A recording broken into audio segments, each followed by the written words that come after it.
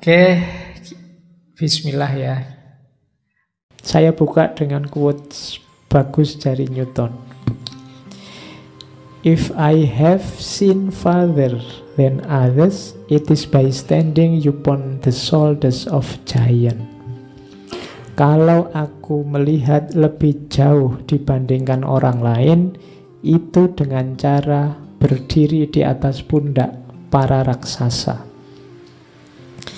Nah, ini pernyataan rendah hati bahwa semua kepandaianku, semua kepinteranku, semua ilmu yang dibesar-besarkan orang lain itu sebenarnya hasil dari aku berdiri di atas jasa para ilmuwan sebelumnya.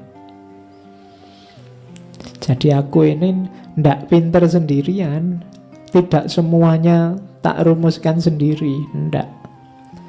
Tapi para ilmuwan sebelumnya, guru-guruku, tokoh-tokoh sebelumnya itu yang jadi pijakanku. Sepinter apapun orang, itu dia berdiri di atas pundaknya orang lain. Kamu kan tidak berpikir dari nol. Oh, ini saya tidak pakai sekolah ini Pak, mikir sendiri dari nol kan tidak mungkin. Kamu sekolah itu kan diajari pikiran-pikirannya orang lain sebelumnya. Jadi tidak mungkin kamu tidak berdiri di atas pundaknya orang lain. Pasti kamu berdiri di atas pundaknya orang lain. Maka jangan sombong. Kamu jadi pinter seperti ini hari ini, mungkin kamu wawasanmu jadi luas, pandanganmu jadi jauh ke depan. Itu jasanya orang lain yang mengantarkanmu. Kalau kamu harus ngulang berpikir sendiri dari nol, mungkin tidak akan jadi sebesar ini sekarang. Kamu mungkin masih dapat sedikit perjalanan.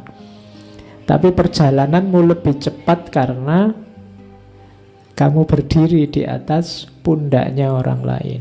Nah, ini perlu diingat. Newton aja yang merasa besar, yang kita anggap ilmuwan besar, ternyata dia juga merasa enggak kok.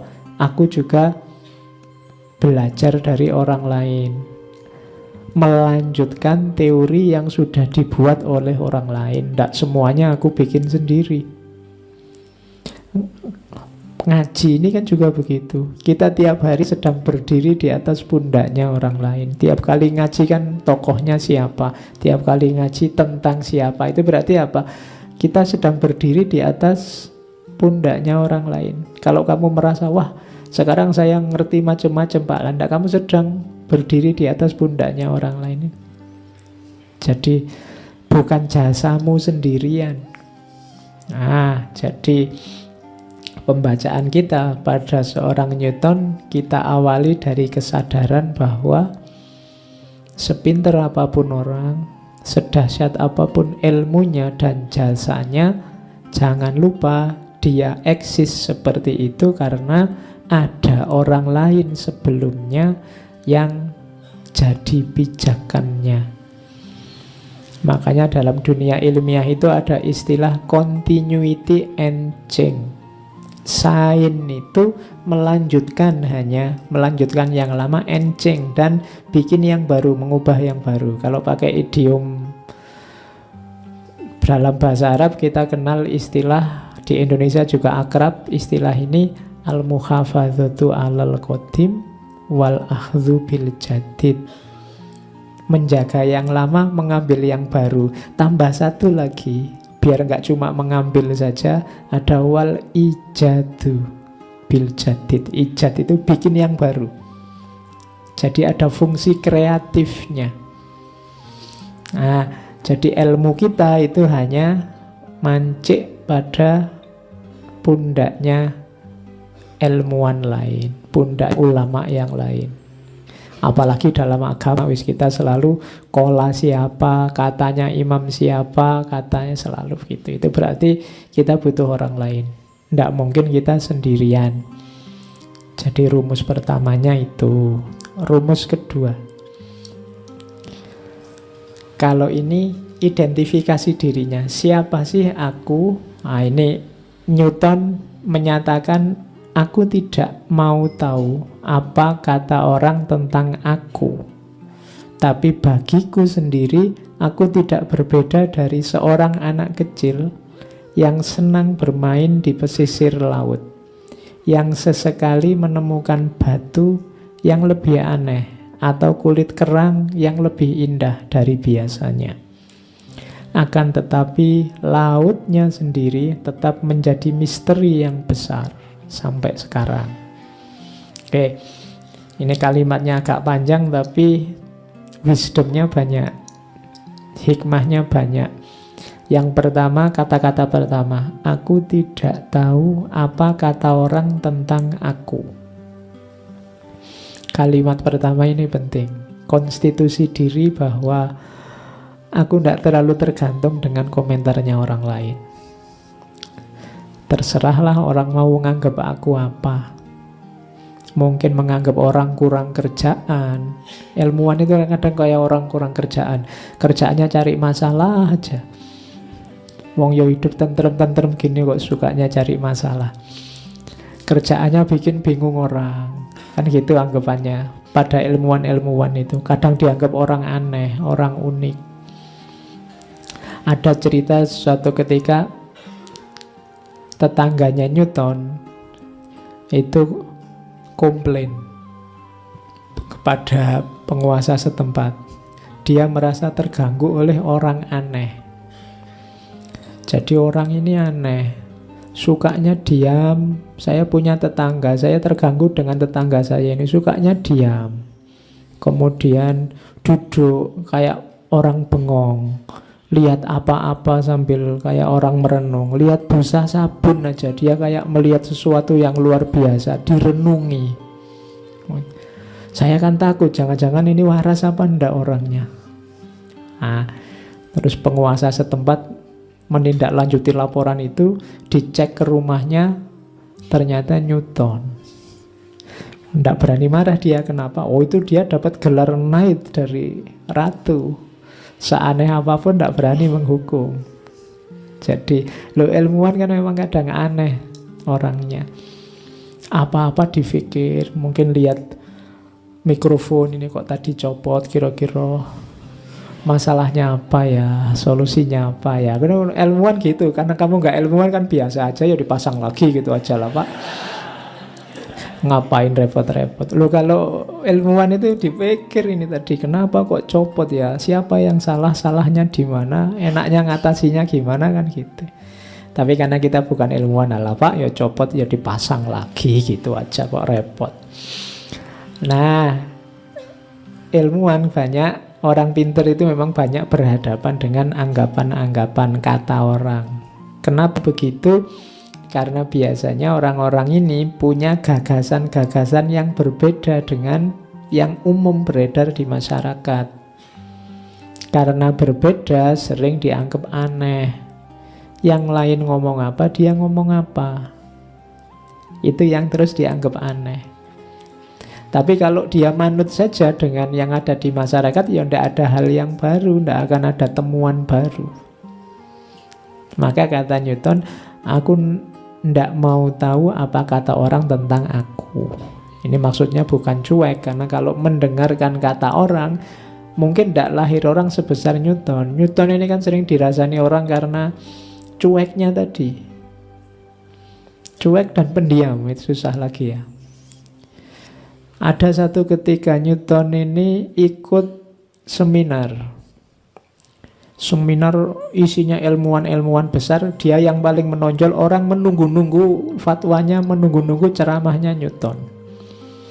Tapi dia tidak ngomong apa-apa. Waktu dipersilahkan naik ke panggung, dia cuma bilang gini, saudara-saudara, jendela di pojok itu terbuka, jadi anginnya masuk berisik. Mbok yo ditutup aja. Dia cuma ngomong gitu, terus pintunya ditutup, dia turun, sudah diem sampai seminarnya selesai. Jadi orang-orang cuma geleng-geleng kepala, ini diundang jauh-jauh cuma hanya ngomong tentang jendela tok itu. Nah, itu gaya nih Newton, memang begitu orangnya. Jadi cuma ya memang karya-karyanya luar biasa. Tetapi dia mengidentifikasi. Itu yang pertama itu. Yang kedua, yang jelas aku ini orang yang kayak anak kecil yang sedang main-main di tepi pantai. Terus nemu batu yang unik, nemu kerang yang unik, nemu di pinggir pantai kan banyak itu. Yang oleh orang lain, orang dewasa mungkin dianggap Allah gitu aja. Ilmuwan itu kan begitu, nemu menghasilkan sesuatu yang orang lain semula dianggap biasa, padahal itu indah, padahal itu luar biasa. Jadi pelajaran kedua dari quotes ini adalah seperti di Einstein kemarin, kamu harus banyak tanya, ingin tahu tentang banyak hal. Mungkin kelihatannya sepele, siapa tahu dari yang sepele itu ketemu yang luar biasa.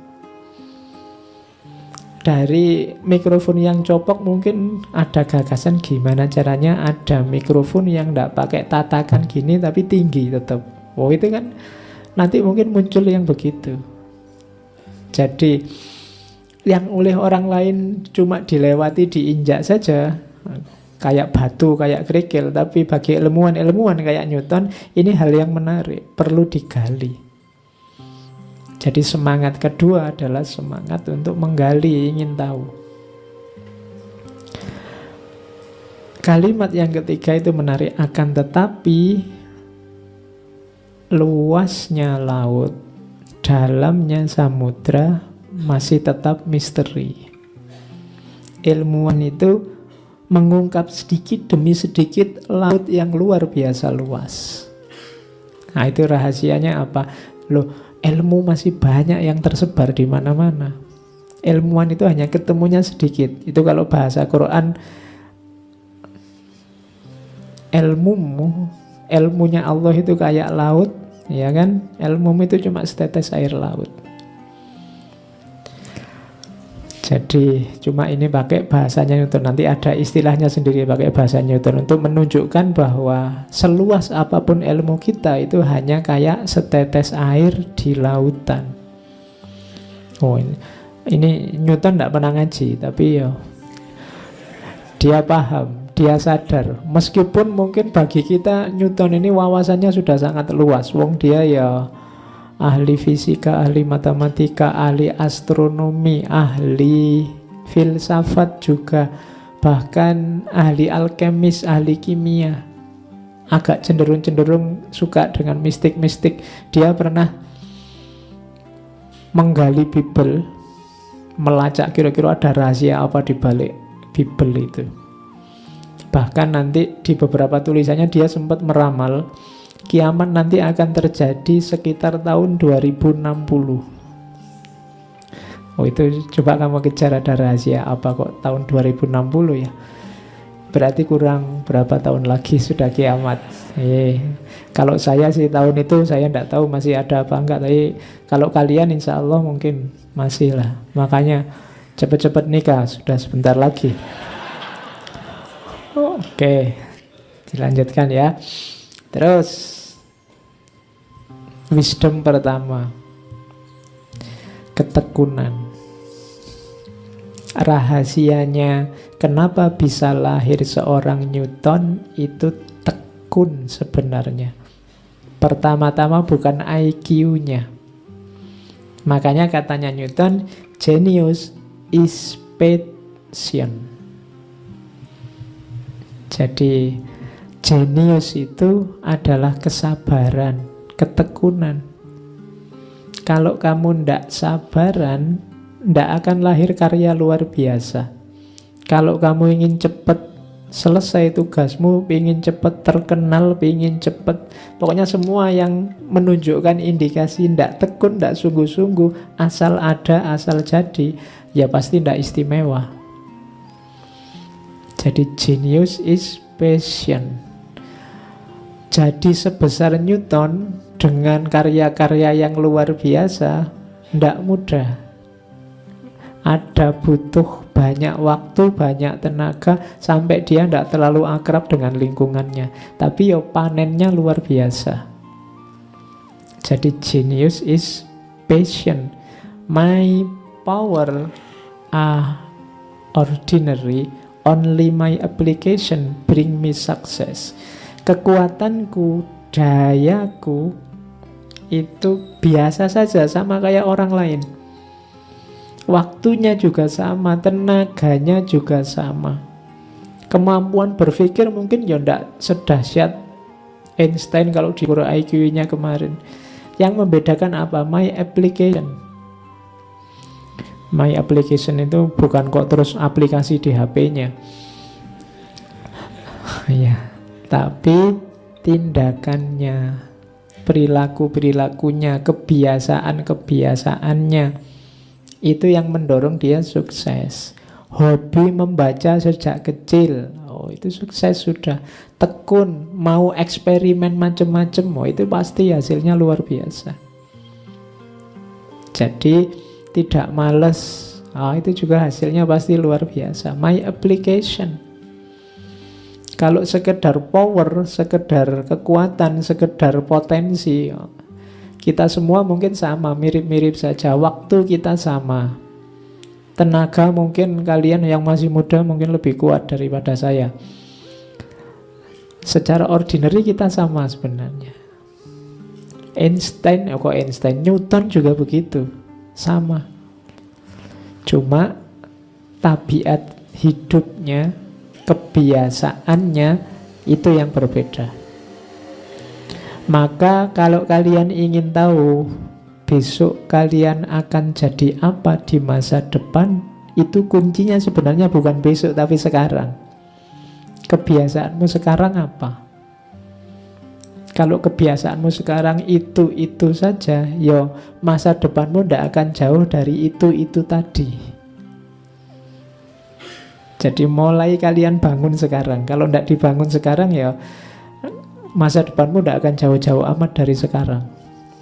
Jadi kuncinya sekarang. Bikin application untuk hidupmu sendiri sekarang. Apa bisa, Pak? Bisa. Powermu sama dengan semua orang yang lain. Makanya saya sering memprovokasi, coba kalian baca sejarahnya tokoh-tokoh besar, terus lihatlah orang-orang besar itu seusiamu sudah ngapain. Coba kamu baca sejarahnya Pak Soekarno, presiden pertama. Seusiamu zaman dia mahasiswa, itu apa yang dilakukan, sudah berprestasi apa, sudah melakukan apa. Tokoh siapa, sudah tinggal kamu tunjuk, kemudian kamu bandingkan dengan hidupmu sekarang. Oke, jadi pelajaran kedua dari Newton bukan powernya tapi application-nya.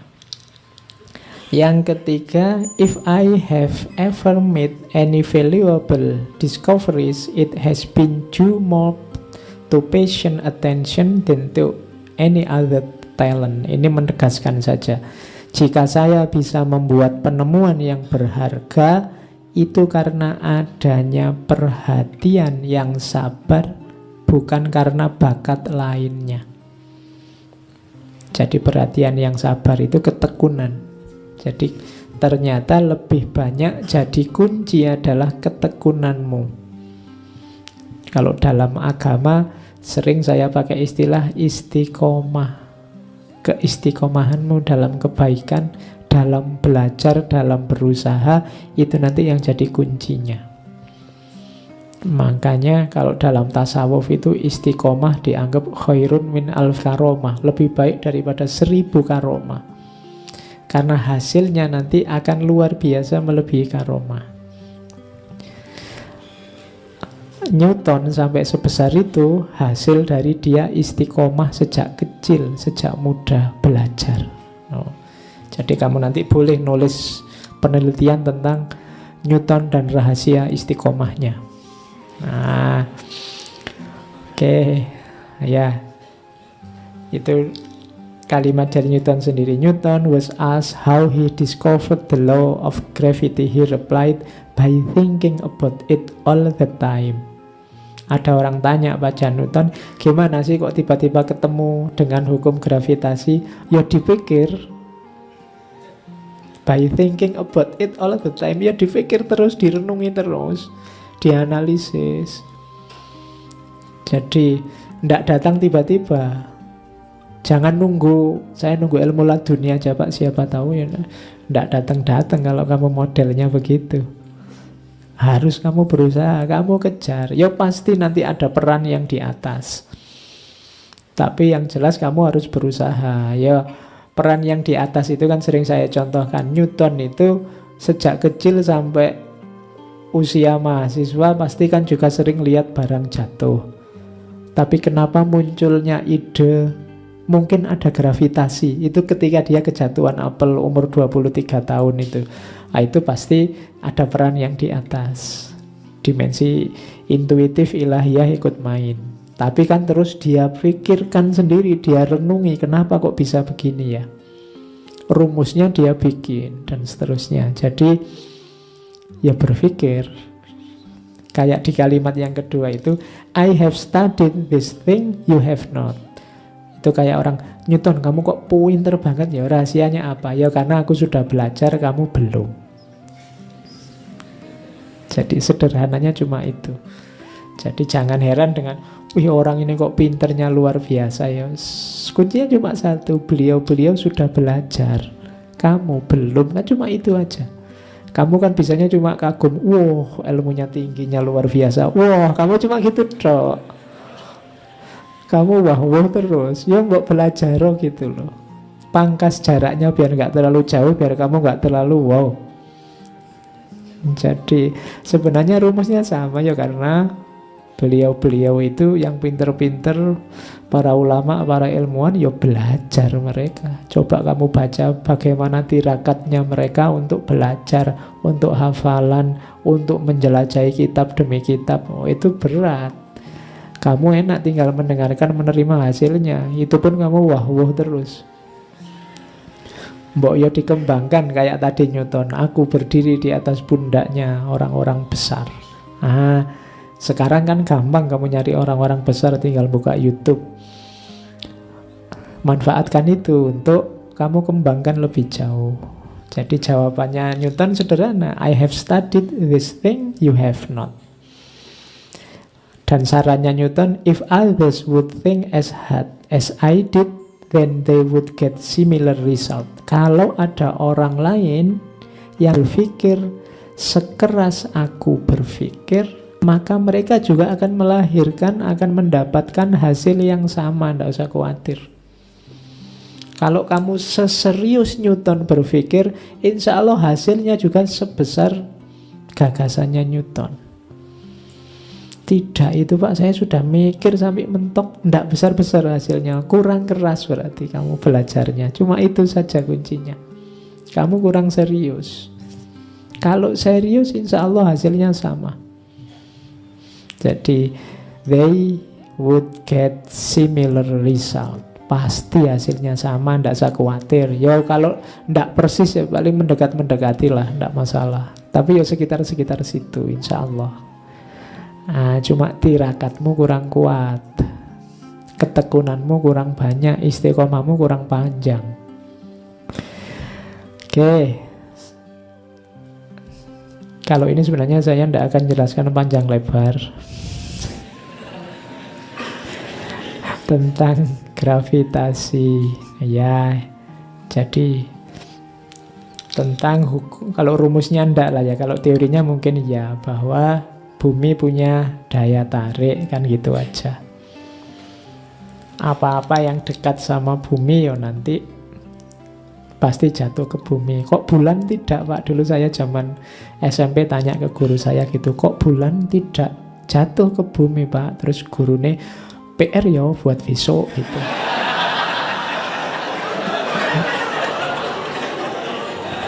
Oke. Loh ya enggak apa-apa, gurune berarti jujur. Itu namanya kualik murid ngekei PR gurunya. Ya akhirnya ya dijawab besoknya. Karena istimewa pertanyaannya sampai jadi PR, saya ingat sampai sekarang. Tapi guruku ya pinter, beliau menganalogikan, kalau kamu ngelempar batu itu kan ada, meskipun ada gravitasinya, tapi karena ada kekuatan dari gerakan batu ini, batunya nggak langsung jujuk ke bawah. Tapi ketika gerakannya sudah habis, dia jatuh ke bawah. Nah, Bulan juga begitu. Bulan itu punya daya gerakan. Gerakan itu harusnya lurus. Cuma karena gerakannya bulan itu cepat dan lurus. Cuma karena ada daya tarik bumi ini, akhirnya dia terikat sama bumi. Gerakannya jadi melengkung memutari bumi. Dan mungkin ini yang disebut oleh Newton rahasia hukum alam itu kan. Bulan ini kalau gerakannya lebih cepat sedikit, mungkin dia bisa mental keluar dari orbit bumi, sudah tidak dikuasai bumi lagi. Tapi kalau dia lebih lambat sedikit, dia akan jatuh ketarik gravitasinya bumi. Jadi putaran geraknya ternyata pas persis. Itu rahasia teori gravitasi. Dan itu yang bisa mikir sampai sejauh itu ya orang kayak Newton ini. Oke, dan itu berlaku untuk semua planet-planet yang lain dengan orbitnya. Makanya nanti kalau kiamat kan sebenarnya gampang bikin kiamat itu. Tinggal misalnya bulan dipercepat sedikit geraknya, dia lepas.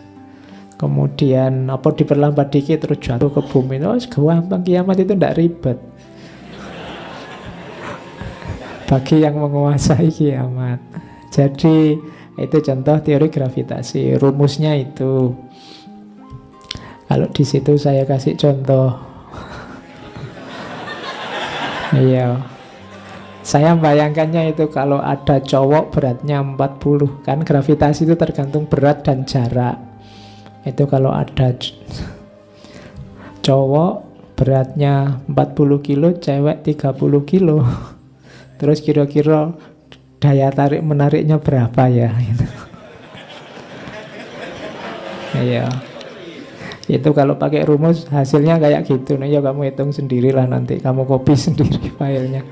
Jadi ini kan dari sini ke sana sekitar 2 meter, anggap begitu ya. Kamu beratnya 40, yang sana 30.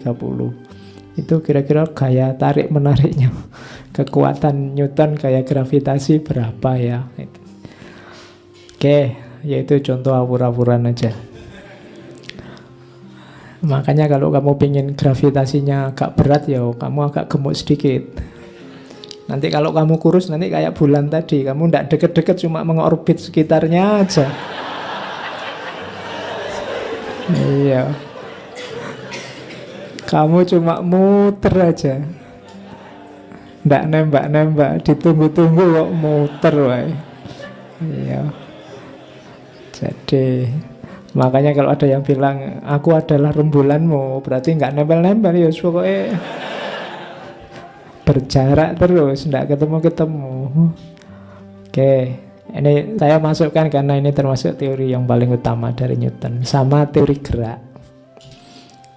Ini ada rumusnya fisika, cuma ini sebenarnya bisa juga kita pakai untuk kehidupan kita sehari-hari. Jadi hukum gerak yang pertama itu kan selama tidak ada resultan gaya yang bekerja pada sebuah benda, maka benda itu akan selalu dalam keadaannya. Yang diam akan diam, yang gerak juga akan bergerak, konstan. Hidup kita sebenarnya juga begitu. Kalau tidak ada gaya yang masuk padamu, resultan, mungkin bahasa hari ini ada motivator kah, ada ilmu baru kah, ada apakah yang masuk padamu, ya kamu pancet. Tidak ada yang membuatmu bergerak. Tidak ada yang membuatmu dari diam jadi gerak atau dari gerak jadi diam.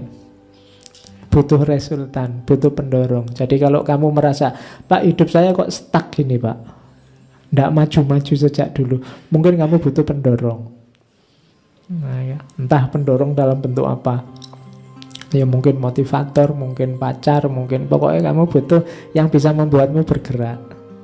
Nah, itu yaitu tafsir jauhnya hukum gerak.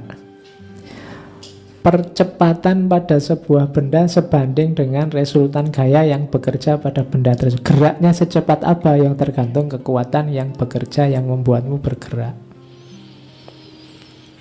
Oke, jika dua benda berinteraksi, gaya yang dilakukan oleh benda pertama pada benda kedua sama dan berlawanan arah dengan gaya yang dilakukan oleh benda kedua pada benda pertama. Ya contohnya kalau kamu main sepak bola, gaya kakimu dan bola kaki, nah itu nanti pakai teori ketiga ini. Oke, saya akhiri sekian. Kurang lebihnya mohon maaf. Wallahul muwafiq. Wallahu a'lam bissawab. Wassalamualaikum warahmatullahi wabarakatuh.